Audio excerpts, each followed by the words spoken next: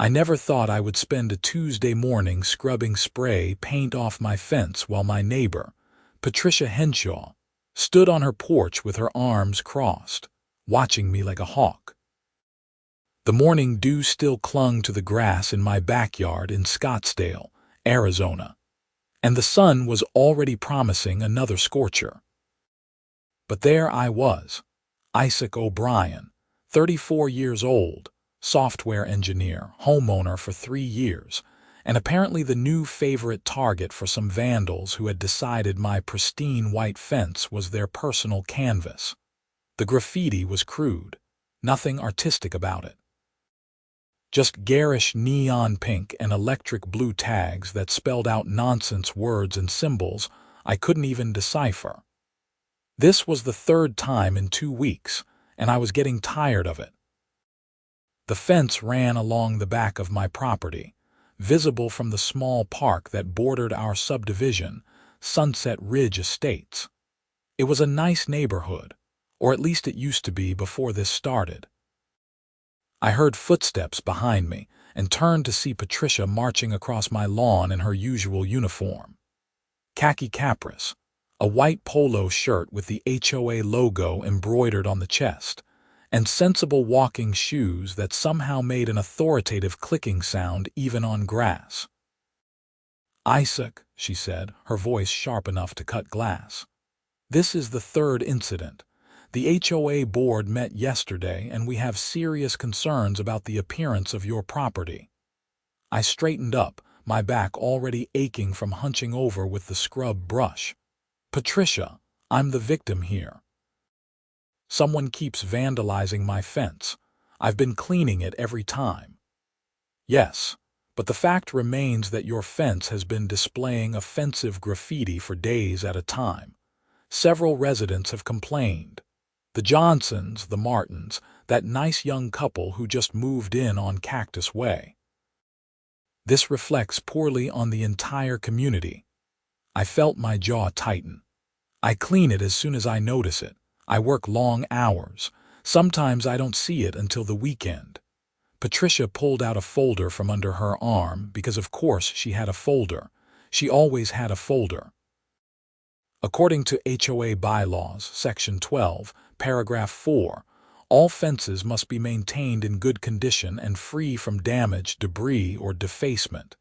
You're in violation. I'm being vandalized, Patricia.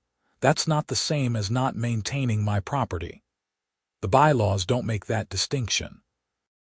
We're issuing you a formal warning.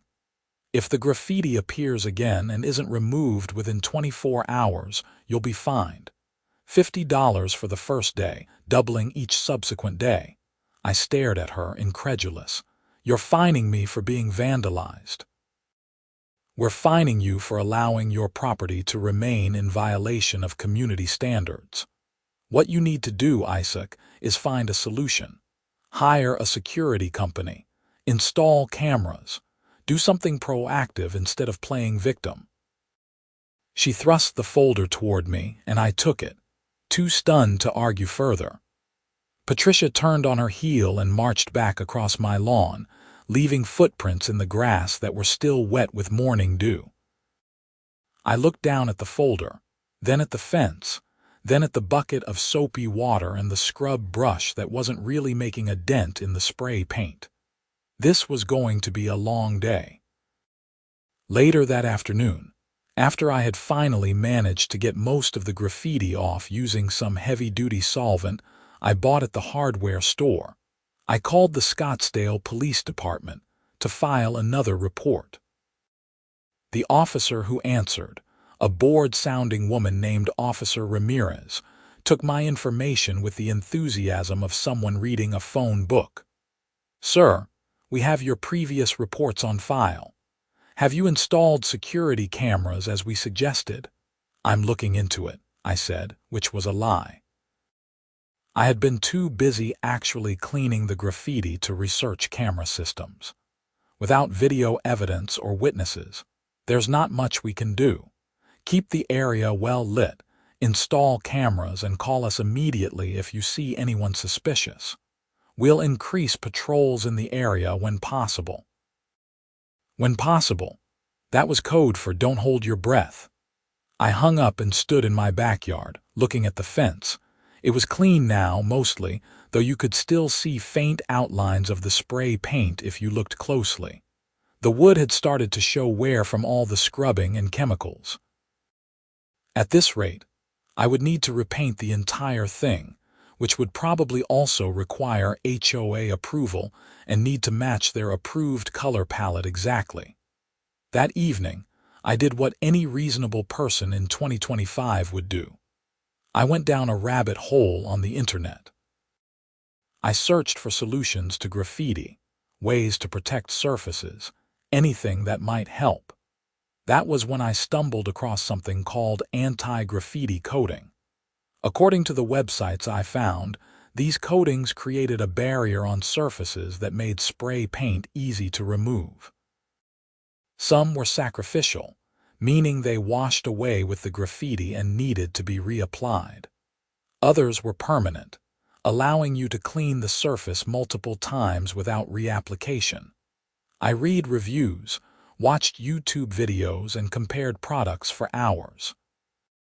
By the time I looked up, it was past midnight, and I had filled a shopping cart on 3 different websites. The permanent coatings were expensive, ranging from $150 to $300 for enough to cover my fence, but if it worked, it would be worth every penny. I settled on a product called Graffiti Shield Pro, which had excellent reviews and claimed to last for years. The company was based in Phoenix, about 30 minutes away, and offered local delivery. I placed the order, paying extra for next-day delivery, and went to bed feeling hopeful for the first time in weeks. The next morning, I woke up to my phone buzzing with a text from my neighbor, Tom Wilson, who lived 2 houses down. The message was brief. "Dude, your fence got hit again." I jumped out of bed and ran to the back window. Sure enough, the fence was covered in fresh graffiti, this time in bright orange and green. The tags were bigger than before, more aggressive, covering nearly the entire visible section of fence. I threw on clothes and went outside, my stomach sinking. This was getting personal. The vandals weren't just randomly tagging available surfaces anymore. They were specifically targeting me, coming back again and again to the same spot. I took photos with my phone, documented everything, and sent the images to Officer Ramirez at the police department. Then, I started the now familiar process of mixing cleaning solution and scrubbing. My delivery was supposed to arrive this afternoon. If I could just get through this one more time, I would have the coating applied and this nightmare would get easier. I was halfway through cleaning when Patricia appeared again, this time with 2 other board members in tow. I recognized them from HOA meetings. Gerald Winters, a retired accountant who lived on the corner, and Deborah Chen, a real estate agent who treated every conversation like a business negotiation. "Mr. O'Brien," Patricia said formally, using my last name now that she had an audience. "As you can see, we have multiple board members here to witness this violation." "I'm cleaning it right now," I said, not bothering to hide my irritation. "It just happened last night." Gerald stepped forward, holding up his phone. "We have photos from 6:30 this morning. It's now 10:15. That's nearly 4 hours. I have a job, Gerald. I can't stand guard over my fence 24 hours a day." Deborah made a note on her tablet. "The warning we issued yesterday clearly stated that any new instances of graffiti must be removed within 24 hours. While you're technically still within that window, we want to make it clear that we're monitoring the situation closely." "I'm the victim here," I said, my voice rising. "Someone is vandalizing my property, and instead of helping me, you're threatening me with fines." Patricia's expression didn't change. "The HOA's responsibility is to maintain property values and community standards for all residents. Your fence affects everyone's home values. We suggest you solve this problem quickly." They left, and I went back to scrubbing with renewed anger fueling each stroke. The chemicals stung my hands and sweat dripped down my face in the Arizona heat, but I kept working. By noon, the fence was clean again, though the wood now looked noticeably worn in spots. The delivery truck arrived at 2 in the afternoon, and the driver helped me unload 2 large containers of Graffiti Shield Pro, along with the recommended application tools, special rollers, cleaning solution, and protective gloves. The instructions were detailed but straightforward. Clean the surface thoroughly, let it dry completely, apply 2 thin coats with 4 hours between coats, and allow 48 hours for full curing. I spent the rest of the afternoon applying the first coat. The coating went on clear and dried with a slight sheen, barely noticeable unless you were looking for it. By 6 in the evening, I had covered the entire fence. I set an alarm for 10 o'clock to apply the second coat. While I waited, I finally tackled the security camera issue. I drove to Best Buy and talked to a kid named Marcus, who knew more about security systems than I had learned in hours of online research. He recommended a wireless system with 4 cameras, motion detection, night vision, and cloud storage. It was pricey, but I was past the point of caring about the cost. "These will connect to your phone," Marcus explained, demonstrating with the display model. "You'll get notifications whenever motion is detected, and you can watch live or recorded footage from anywhere." I bought the system, along with a floodlight for the backyard, and headed home. The second coat of anti-graffiti coating went on smoothly at 10 o'clock, and by 11, I was installing cameras. I mounted 2 cameras with clear views of the fence, one covering each end. The other 2 I placed at the front of the house and the side gate.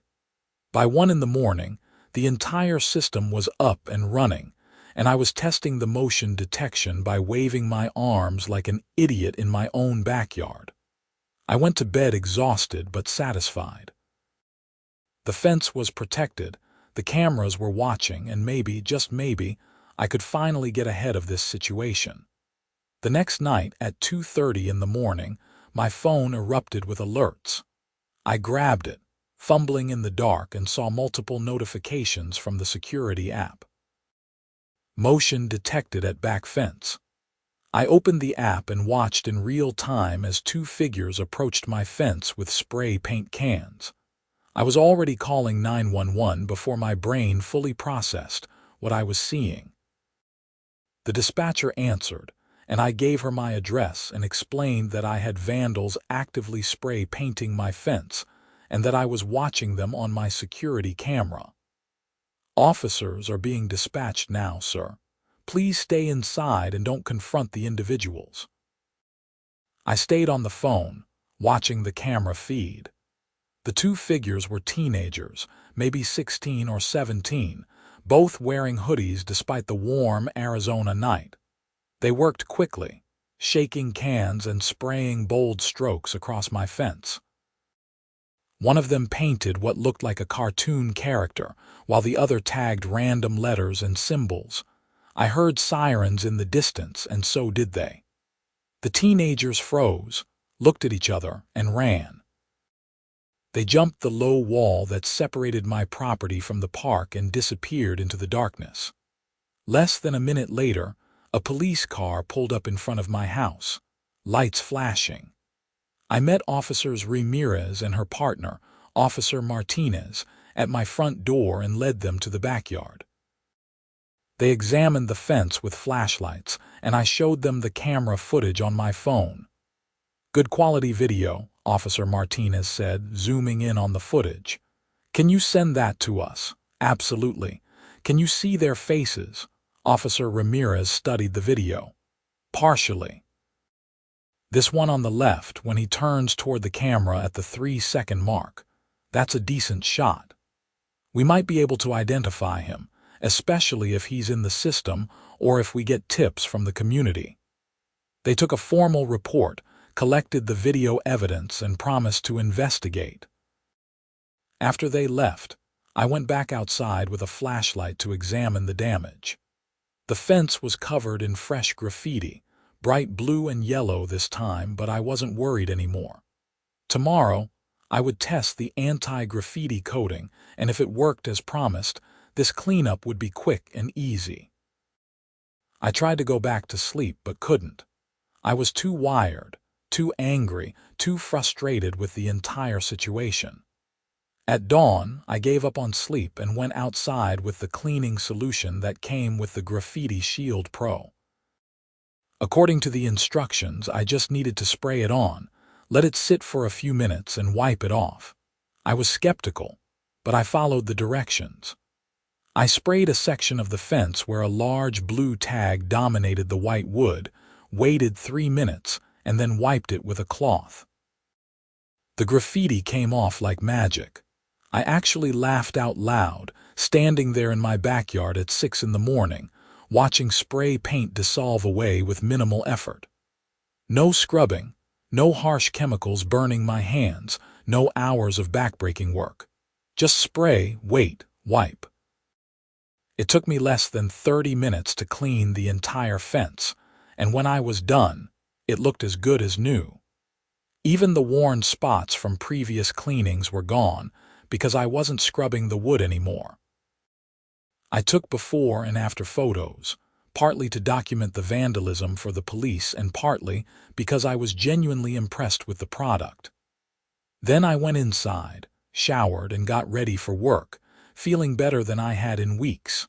At the office, I could barely focus on code.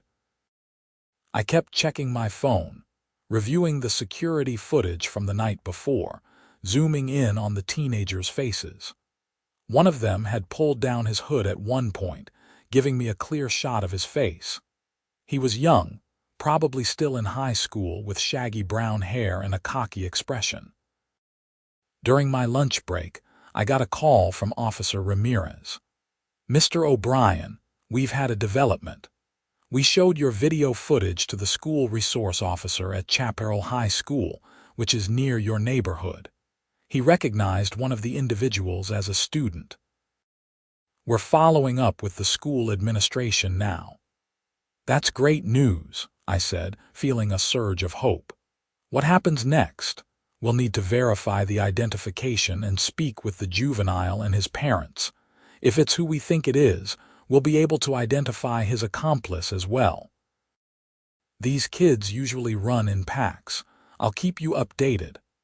I hung up and immediately wanted to call Patricia to tell her that the situation was being handled, but I stopped myself. Let her wait. Let her wonder. I would deal with the HOA when there was actual news to share. That evening, I got another motion alert around 8 o'clock. This time, it was full daylight, and I watched as 3 teenagers approached my fence, spray cans in hand. But they stopped about 10 feet away, pointing and talking. I couldn't hear what they were saying, but their body language was clear. They were confused. The fence was clean, spotless. The graffiti from the night before was gone, removed with minimal effort. They stood there for a few minutes, clearly debating what to do, and then they left. They didn't spray anything. They just walked away. I felt a small victory in that moment. The anti-graffiti coating wasn't just making cleanup easy, it was making the vandalism less satisfying for them. They wanted to see their work stay up to mark their territory, but I was erasing it faster than they could put it up. Over the next week, the pattern continued.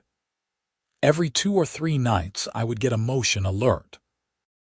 Sometimes the teenagers would spray the fence, and I would clean it the next morning in less than 30 minutes. Other times, they would show up, see that the fence was clean, and leave without doing anything. The frequency of actual vandalism decreased with each incident. Officer Ramirez called me on Friday afternoon. "Mr. O'Brien, we've confirmed the identities of both juveniles in your video footage. Brandon Harris, 17, and Tyler Martinez, 16, both students at Chaparral High School. We've spoken with their parents and the juveniles themselves. They've admitted to the vandalism. What happens now, because they're minors, this will be handled through the juvenile system. They'll likely face community service, restitution for damages, and possibly a diversion program. We're documenting all the incidents you've reported, and the total value of damages, including your time and materials for cleanup, will be part of the restitution calculation. And will they stop? I asked, the most important question. They've been warned that any further incidents will result in more serious charges. Their parents are taking this seriously, especially after we showed them the video evidence. I expect you won't have any more problems with these two. That should have been the end of it, but it wasn't. The following Tuesday, I got a certified letter from the HOA. Inside was a formal notice of violation, citing the multiple instances of graffiti over the past month, and informing me that I was being fined $200 for failure to maintain property standards and excessive incidents requiring board attention. I read the letter 3 times, my anger building with each pass. They were fining me for being vandalized. They were punishing me for being the victim of a crime that I had not only resolved on my own, but had also helped the police solve. I called Patricia immediately. She answered on the 3rd ring, her voice professionally pleasant. Patricia Henshaw. Patricia, it's Isaac O'Brien. I just received a fine from the HOA for $200. Yes, the board voted on that yesterday. The ongoing issues with your fence have required significant board time and attention. Multiple site visits, documentation, correspondence with other residents who have complained. The fine is to cover administrative costs. Administrative costs for what? For harassing me while I was being vandalized. Her voice cooled. Mr. O'Brien, your tone is inappropriate. The board acts in the best interest of all residents. Your property issues have affected the entire community. My property issues have been resolved. The police caught the vandals. I installed security cameras. I used a protective coating that makes cleanup easy. There hasn't been any visible graffiti on my fence in over a week. That doesn't erase the previous violations or the time the board has invested in this matter. Then, I'm disputing the fine. I want a hearing with the full board. There was a pause. You have the right to request a hearing. Submit your request in writing within 10 days and we'll schedule it for the next monthly board meeting. I hung up and immediately drafted a letter disputing the fine.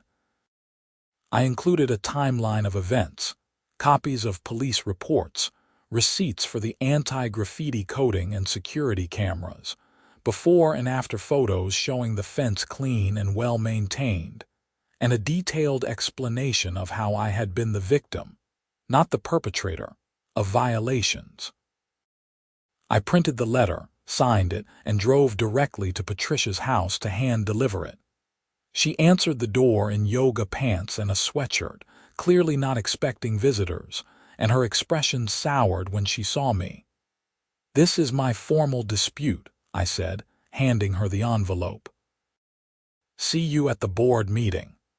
The board meeting was scheduled for 3 weeks later, which meant 3 weeks of waiting and stewing. In the meantime, the motion alerts from my cameras continued, but less frequently. Sometimes teenagers would approach the fence, but they wouldn't spray anything. They would just look at it, maybe touch it to confirm it was clean, and leave. The anti-graffiti coating was doing its job beautifully. I also started noticing something else. The cameras caught other activity in the park beyond my fence. Groups of teenagers hanging out, some of them drinking, others smoking what was definitely not tobacco. I saved all the footage, not sure if it was relevant but figuring it might be useful later. 2 days before the board meeting, I got an unexpected visit from Brandon Harris's father, Mike Harris. He was a big guy, probably mid-40s, wearing a construction company t-shirt and work boots. He looked uncomfortable standing on my front porch. "Mr. O'Brien, I'm Mike Harris, Brandon's dad." I tensed, not sure what to expect. "Yes. I wanted to come by and apologize in person for what my son did. I've seen the video footage and I'm honestly ashamed.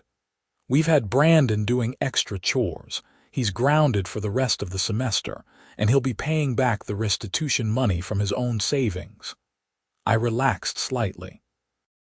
"I appreciate you coming by. I also wanted to give you this." He pulled an envelope from his pocket. "It's $200, Brandon's contribution toward the damage he caused. I know there's an official restitution process through the courts, but I wanted to make sure you got something directly from him, with a personal apology." Inside the envelope was $200 in cash and a handwritten note from Brandon. The note was brief and clearly written under duress, but it was something. "Mr. O'Brien, I'm sorry for spray painting your fence. It was wrong and disrespectful. I won't do it again. Brandon Harris." "Tell Brandon I accept his apology," I said. "And tell him he's lucky this didn't go on his permanent record." Mike nodded gratefully. "He knows, believe me, he knows. We've had long conversations about decisions and consequences. This scared him straight." After Mike left, I felt a strange mix of emotions. The vandalism had been frustrating and expensive, but seeing a parent take responsibility and a kid face real consequences was oddly satisfying. Justice, even small-scale juvenile justice, felt good. The night before the board meeting, I couldn't sleep again.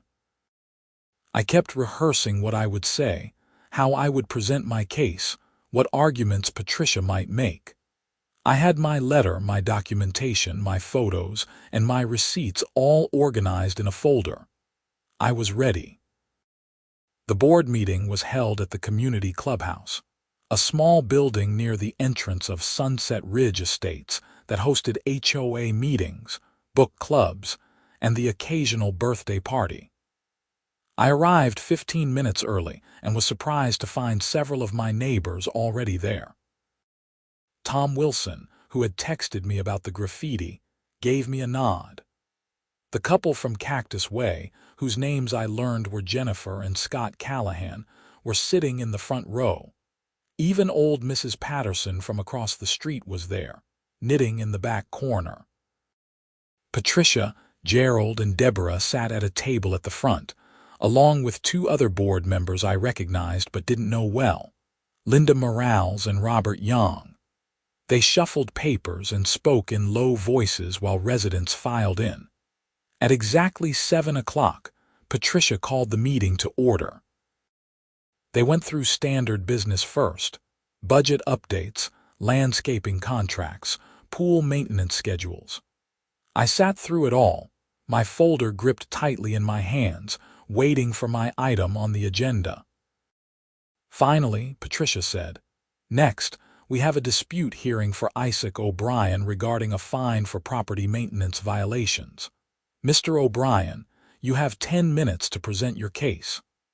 I stood and walked to the front, acutely aware of everyone watching me. I opened my folder and took a breath. "Thank you for hearing my dispute. I'm here tonight because I believe the $200 fine issued to me is unjust and should be rescinded. Over the past 6 weeks, my fence has been repeatedly vandalized by local teenagers. I reported every incident to the police, cleaned the graffiti each time, and took proactive steps to prevent future vandalism. I laid out photos on the table in front of the board. These show the graffiti incidents. These show the fence after I cleaned it each time. I spent hours scrubbing spray paint with harsh chemicals. I filed multiple police reports.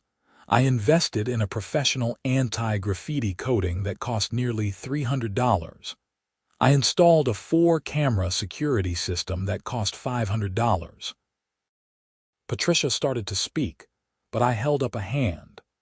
Please, let me finish. My security cameras captured the vandals in the act.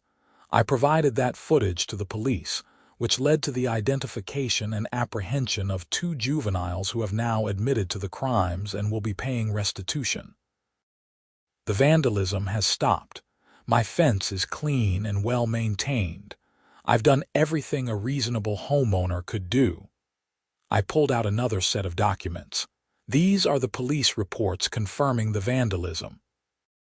This is a letter from Officer Ramirez at the Scottsdale Police Department confirming the investigation and arrests. This is a receipt for the anti-graffiti coating. These are receipts for the security system. And this is $200 in cash that the Harris family gave me as a personal apology for their son's actions.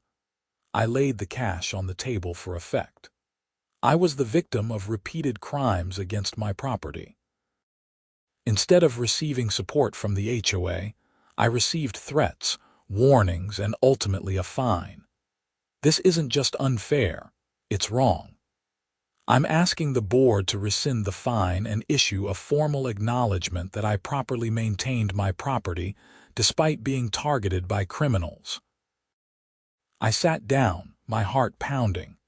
The room was silent for a moment, and then Tom Wilson started clapping. Other residents joined in, a scattered but genuine applause that made Patricia's face tighten. "Thank you, Mr. O'Brien," she said stiffly. "The board will now discuss your dispute. We'll take a brief recess." The 5 board members huddled together, speaking in low voices while the rest of us waited. I watched their faces, trying to read their reactions. Gerald looked uncomfortable. Deborah was typing something on her tablet. Linda and Robert seemed to be arguing their points respectfully. Patricia's expression was unreadable. After 10 minutes, they returned to their seats. Patricia spoke for the group.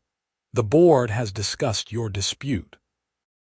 We acknowledge that you were the victim of criminal vandalism and that you took appropriate steps to address the situation.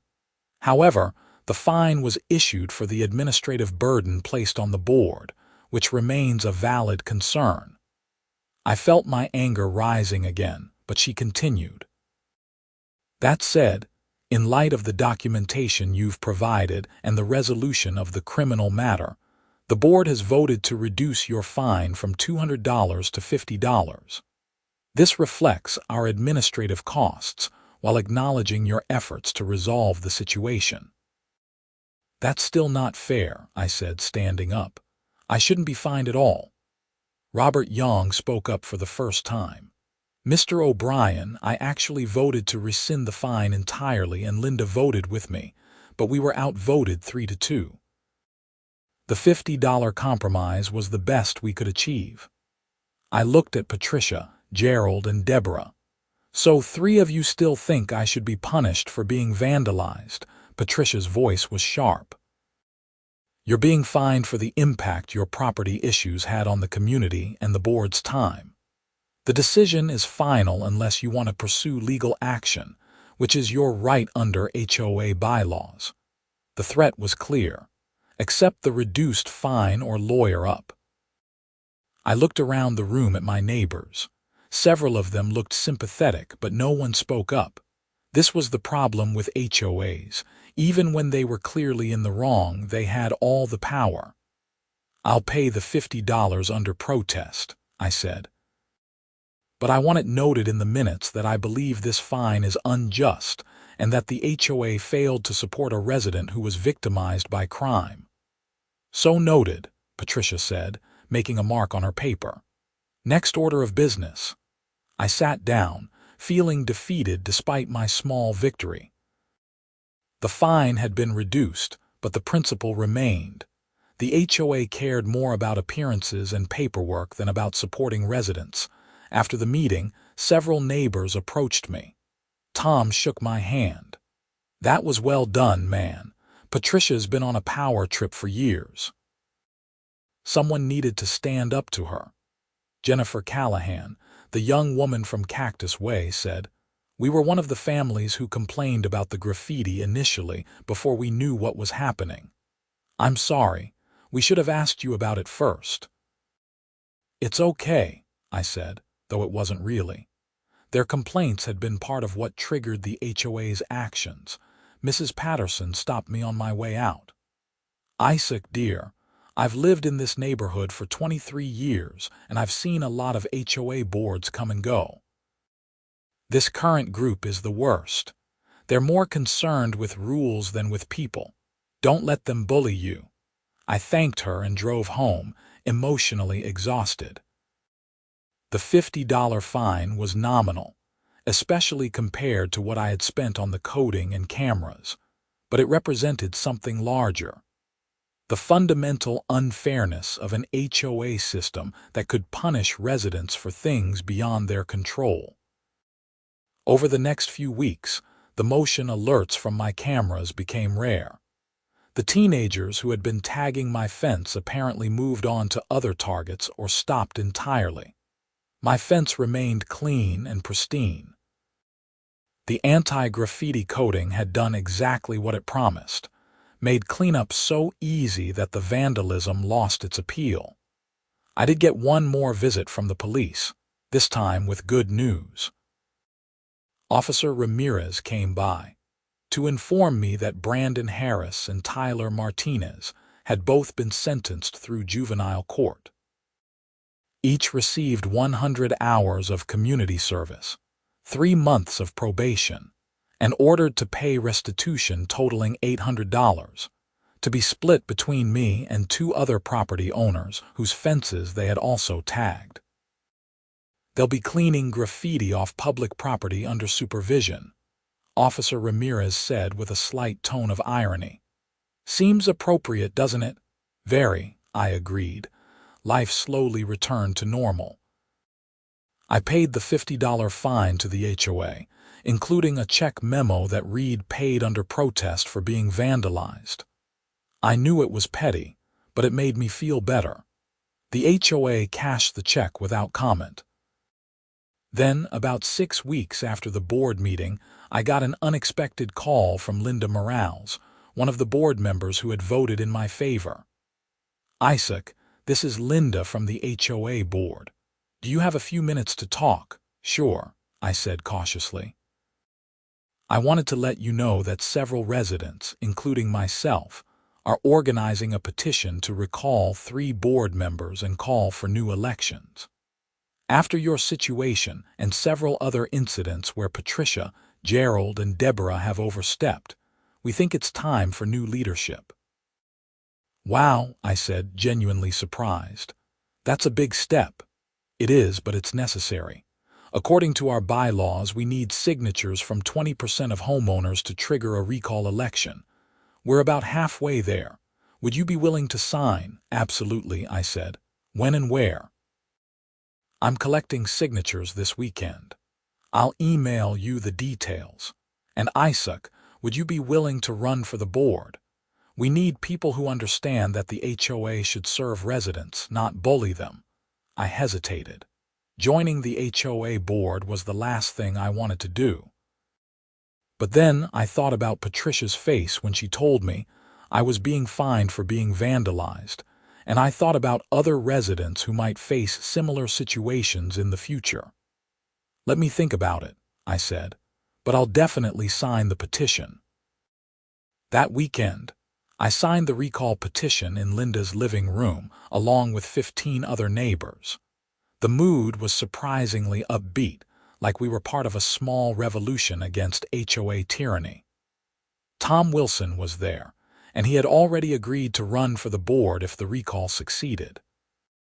Someone needs to bring some common sense to that group, he said. I'm retired, I've got time, and I'm not afraid of Patricia. The petition gained momentum quickly. Within 2 weeks, Linda had collected signatures from 30% of the homeowners, well over the required threshold. She submitted the petition to the management company that handled HOA elections, and a recall vote was scheduled for 8 weeks later. Patricia, Gerald, and Deborah fought back, of course. They sent a mass email to all residents defending their actions, and accusing the recall organizers of trying to destabilize the community. They held a special meeting to present their case, which mostly involved reading from the bylaws and talking about the importance of maintaining standards. I didn't attend that meeting, but Tom did, and he called me afterward, laughing. It was a disaster for them. Gerald tried to explain why fining you was justified, and half the room turned against him. Patricia actually called Linda a troublemaker, and you could see people getting angry. They're toast.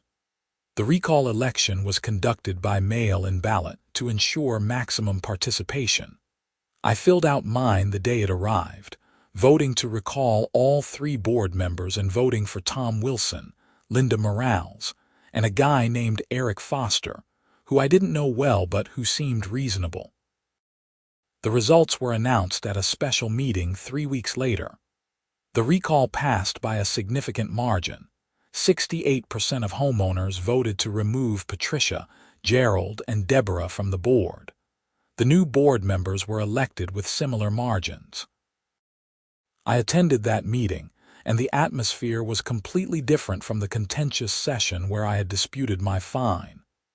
People were smiling, chatting, optimistic about the change. Patricia, Gerald, and Deborah sat in the front row, looking bitter and defeated. When the results were announced, Patricia gathered her folders and left without a word.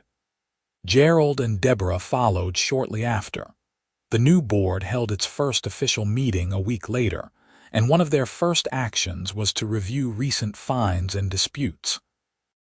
Linda, now serving as board president, brought up my case specifically. The board voted unanimously to refund Isaac O'Brien's $50 fine and issue a formal apology for how his situation was handled. Isaac, if you're watching the live stream, we'll be mailing you a check this week.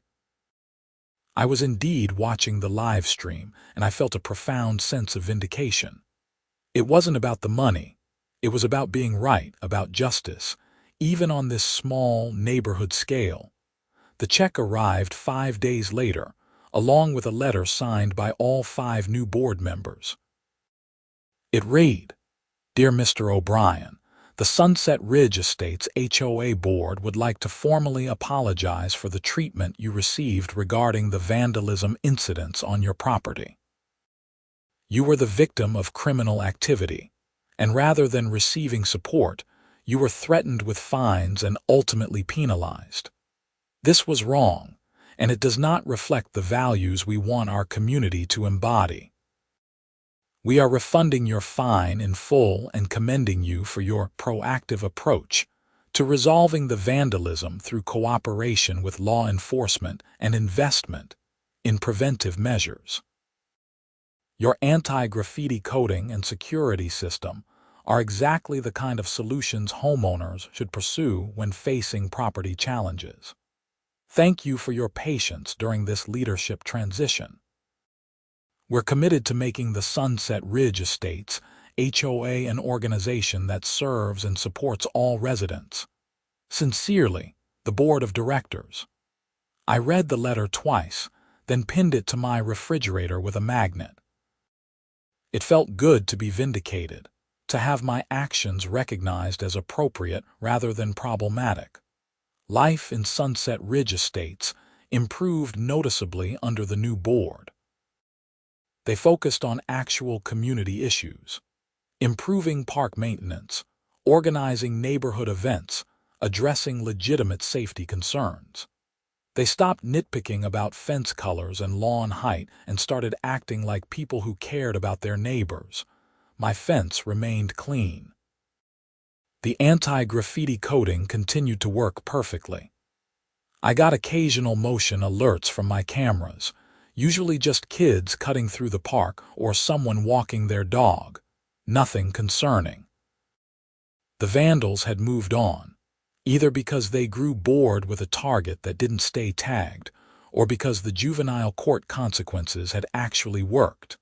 About 3 months after the recall election, I ran into Brandon Harris at a local coffee shop.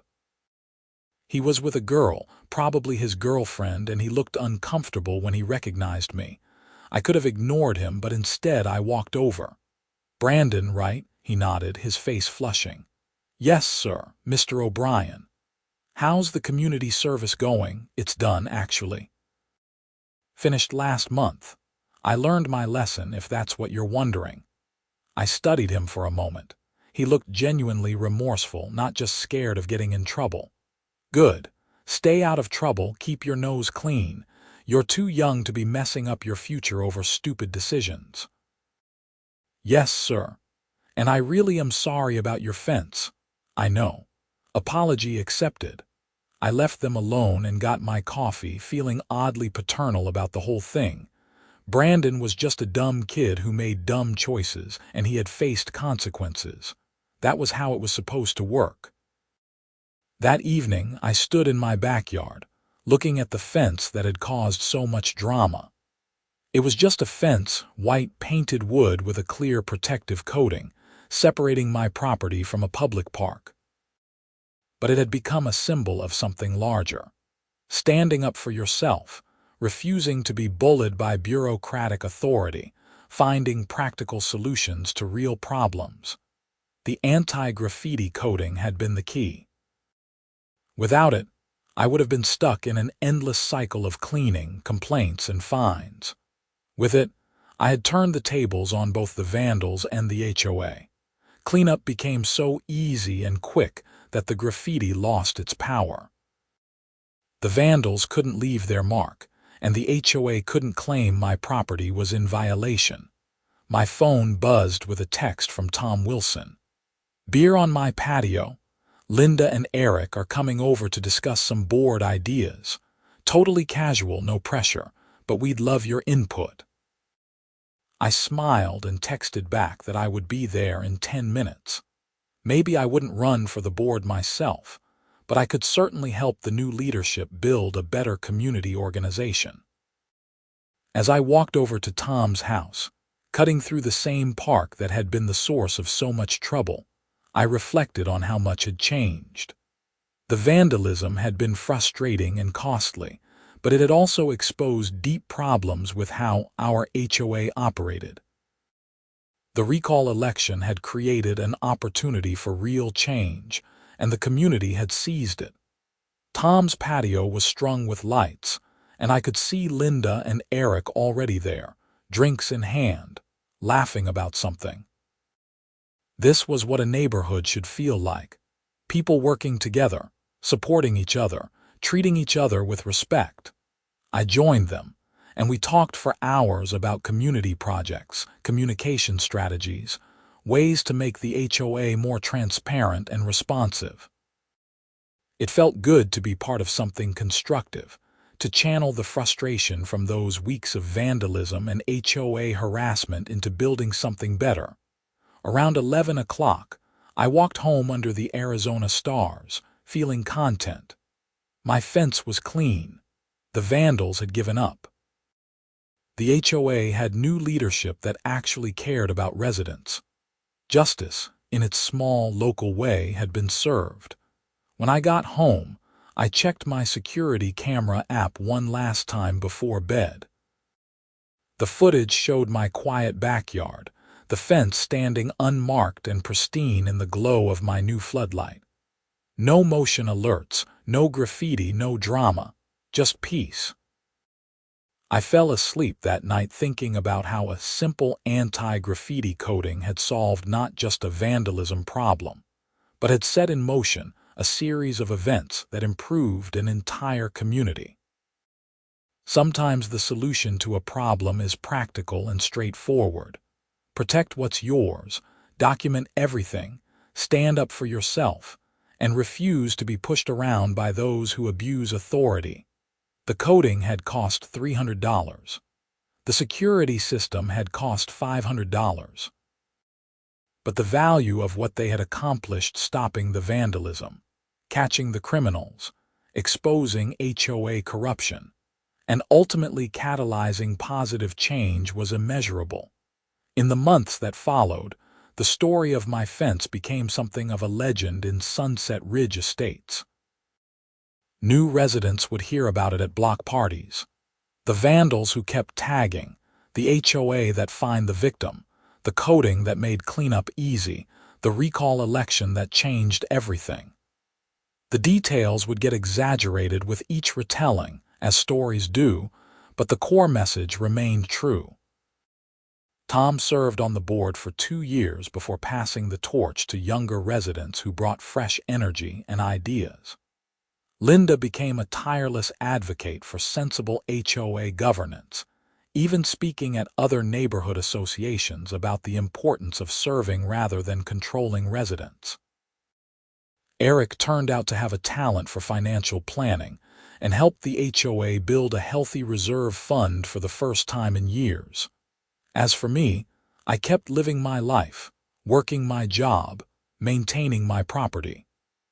The fence remained clean, protected by that miracle coating that had started everything. I never saw another spray paint tag on my property again. Patricia, Gerald, and Deborah faded from neighborhood consciousness.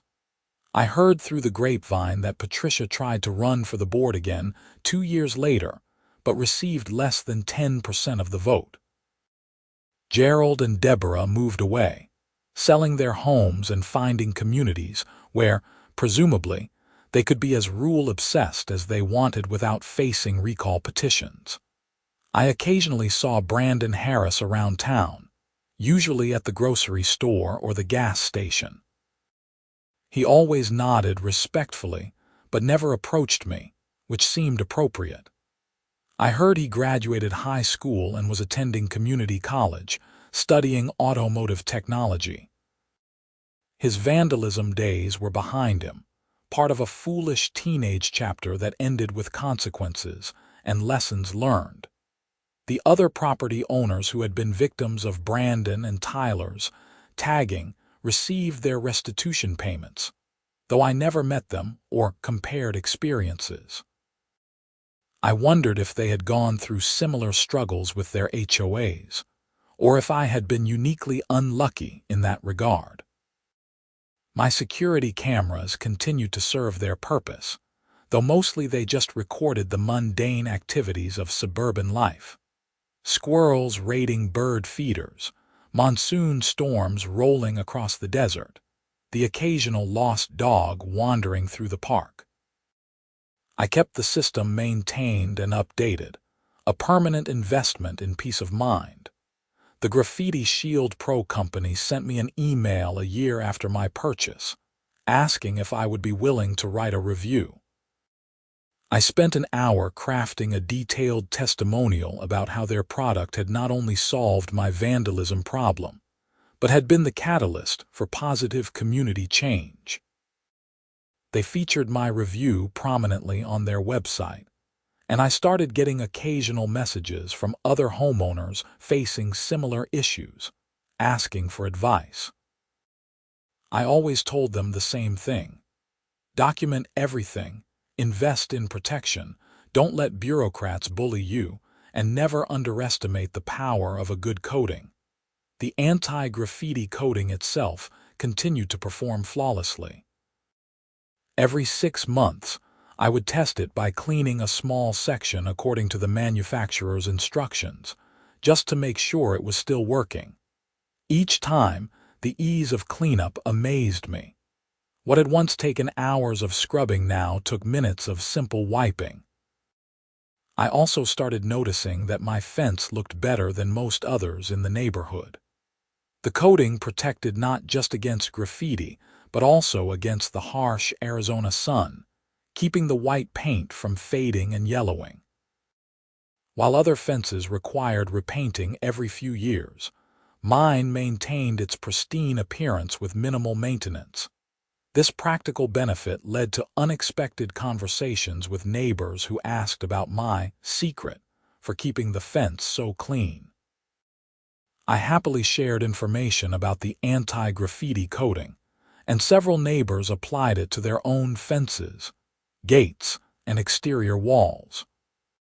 It became a small trend in Sunset Ridge estates, Enough that the new HOA board actually added anti-graffiti coatings to the list of pre-approved protective treatments that didn't require board permission. Looking back on the entire experience years later, I could see how each element had been necessary. The vandalism had been the catalyst. The anti-graffiti coating had been the practical solution. The security cameras had provided evidence and deterrence. The unjust HOA fine had been the spark for community action. The recall election had been the mechanism for change. And the new board had been the result, bringing sustainable improvement to the neighborhood. It was a case study in how individuals could fight back against both criminal activity and bureaucratic overreach by staying calm, gathering evidence, investing in smart solutions, and refusing to accept injustice. The Vandals had given up because I made their vandalism meaningless. The corrupt HOA board had been removed because residents organized and voted. Justice had prevailed because people stood up for what was right. My fence still stands today, clean and white, protected by that clear coating that changed everything. It's just a fence, a simple barrier between my property and the public park beyond. But when I look at it, I see more than wood and paint. I see resilience, I see justice, I see the power of practical solutions, and I see proof that standing up for yourself really does matter. The graffiti vandals are long gone, having learned their lesson about consequences. The power-hungry HOA board members are gone too, having learned their own lesson about accountability. What remains is a better community, stronger relationships between neighbors, and one very well-protected fence that represents a victory for common sense over chaos.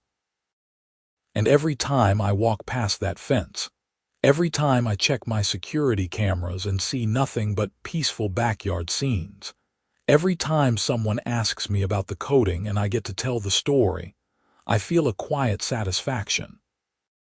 The Vandals kept tagging my fence. The anti-graffiti coating made cleanup easy, and they gave up. It's as simple as that, and as complicated as a complete transformation of neighborhood dynamics.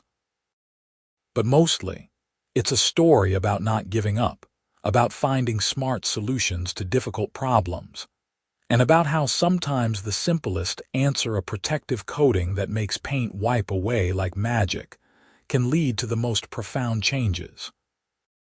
The fence is just a fence, but what it represents is something much more important. The idea that we don't have to accept being victimized, whether by vandals or by the very organizations meant to serve us. I still live in that house, behind that fence in Sunset Ridge Estates. The anti-graffiti coating still works perfectly. The security cameras still watch silently. The HOA still functions, but now it serves rather than threatens. And life goes on, peaceful and unmarked, exactly as it should be.